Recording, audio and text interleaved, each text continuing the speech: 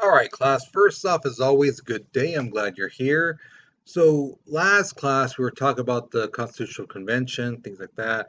We talked about the large states and small states. Like, how do you make them even? Do you base it on population or should you count it as every state is equal? And again, the problem was eventually, one way or the other, you're going to make some people's votes and voices count less than the other people. So, how do you fix that? Today, we're going to talk about the guy who had the idea and used, basically fixed it. But when he fixed that problem, he caused another problem inadvertently. Okay, so let's go ahead and look at that today.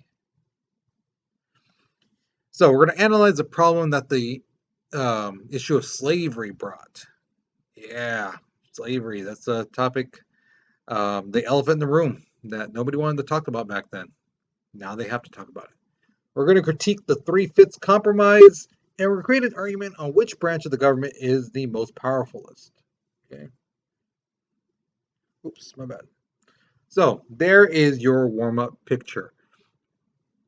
The question says, which proposal, number one or number two, do you feel slave owners proposed? That 5 slaves equal 5 votes or 5 slaves equal no votes? What do you think? Which proposal sounds like, yeah, that would be something those slave owners would propose or would suggest? Okay, so think about it. Write your response because we're moving on in three, two, one. All right, so this guy right here, his name is Roger Sherman. He was from Connecticut, and basically he said, well, you know, I know we have that issue about how the states should be and how we can make it fair and even. He goes, but why don't we make the legislative branch bicameral, 2 houses? You know, in one house, the House of Representatives, it'll be based on population. So the more people you have in your state, the more powerful you are. And then in the other state, in the other house, sorry, we'll have the Senate. And the Senate, every state, no matter how big or small, will have 2 senators. Okay. And in order for something to be passed, like a law, both the House of Representatives and the Senate have to agree on it. If one agrees on it and the other one doesn't, then it's not going to work. Okay. So, yeah. And that basically everyone's like, oh my God, oh my God, that's beautiful. That works. We wanted a bicameral system somewhere. Might as well be the legislative. So we're the states. Each side will be happy now. Awesome. Great. Good job, Roger Sherman. That's why this proposal is called the Great Compromise or the Connecticut Compromise, but it's really known as the Great Compromise because now both sides are happy, big states and small states. Now comes the real problem. The Great Compromise brought in the new controversy of state population and slavery. Because remember, population equals power in the House of Representatives. So the more people you have, the more powerful your state is. So slave owning states said, well, yeah, we're going to count our slaves. They're people. They got blood in their veins. They breathe air. They're people. So they should be counted as people. The anti-slavery states said, no, they should not count as people because you don't see them as people. You see them as property. And because you see them as property, just like a chair or a table, and here's the other thing too, they don't have human rights. You do not give them human rights. So how can they be called a person if you treat them like property and you view them as property, and on top of that, you call them human, but they have no human rights? They're trying to show them the contradiction of what they're saying and what they believe. But the slave states are like, no, no, no, no, no, no. They should be counted as people. They're people. again, they're doing this because, again, more people in their state equals more power. Again, they don't care about the slaves. They could care less about them. They just see them as a number. This is going to get our state more power. Our state gets more power. We can make laws that make slavery bigger. We can keep slavery going on. That's how those slave states saw it. Okay.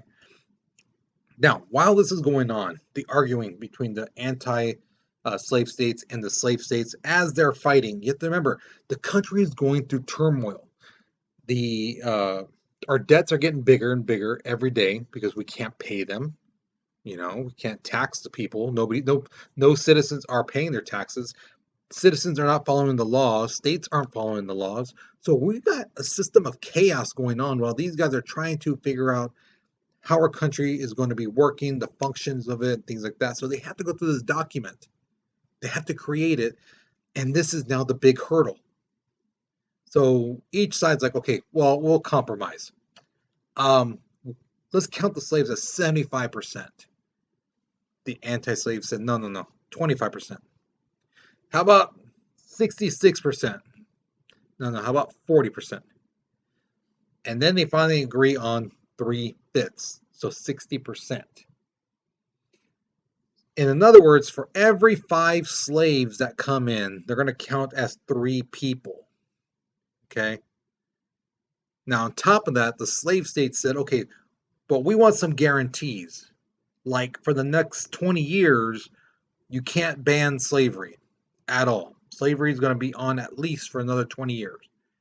The anti-slave states said, okay, we'll give you that one. And no more high taxes on slaves. Okay? You can't put high taxes on the slave trade. The anti-slave states said, okay, fine. Now here's the thing. The slave states got this in writing now. For 20 years, the slave trade is definitely going to be going on, and they don't have to pay a higher price on their slaves. So the slave states, for the next 20 years, are going to be bringing in a ton of slaves. A ton of them. Why? Because, again, for every 5 slaves they bring in, it's going to count as 3 people, and then that slave state is going to get more power, and they're going to try to make that the slave trade continue on past that 20 years. Okay, so again, it's all about power. So now that 3/5 compromise is done, they're like, okay, let's finish this off. So the delegates agree that the government gets its power from the people.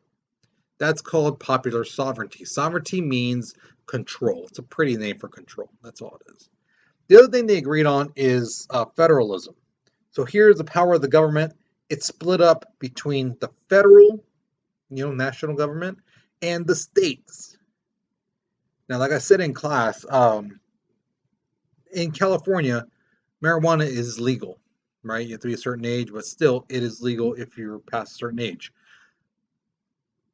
Nationally, marijuana is illegal. So if you cross the California border with some weed, let's say you go to Arizona, and the cops arrest you, this and that, you can't be like, well, I'm from California, it's legal. Well, guess what, Junior? You're not in California, you're in Arizona now. You crossed that state line, So that's a federal offense. You should have known that it's illegal here, and you cross that border. So yeah, you can get real big trouble. So that's what the thing is. States have their rights, have their laws, and federal has their laws. Okay, so they make up the government power. Congress, again, bicameral, 2 houses, House of Representatives and the Senate.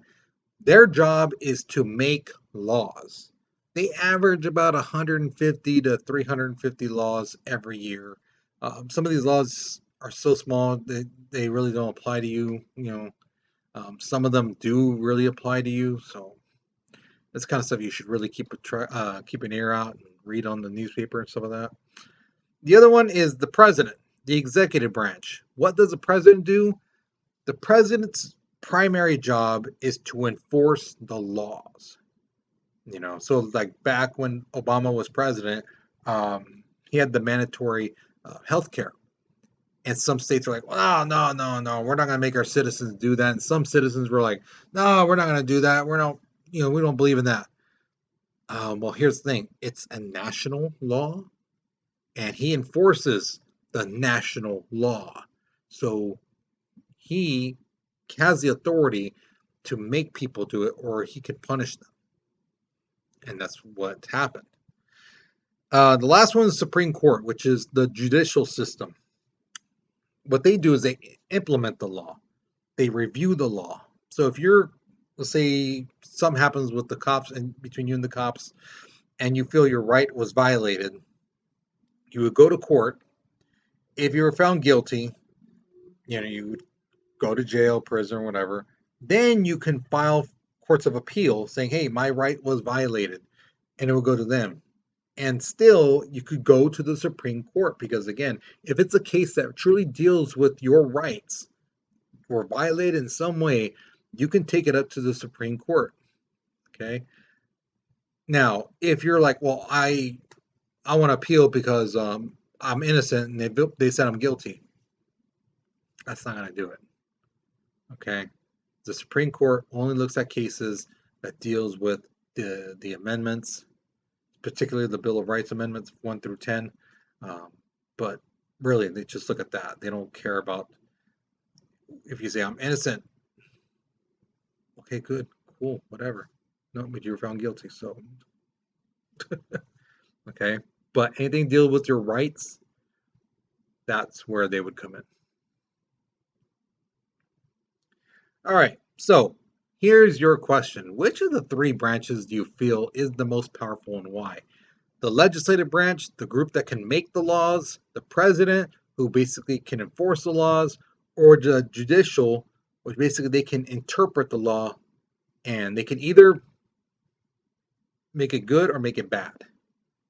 Like I just said in class, for the past couple months, they've changed some things that some people thought could never change.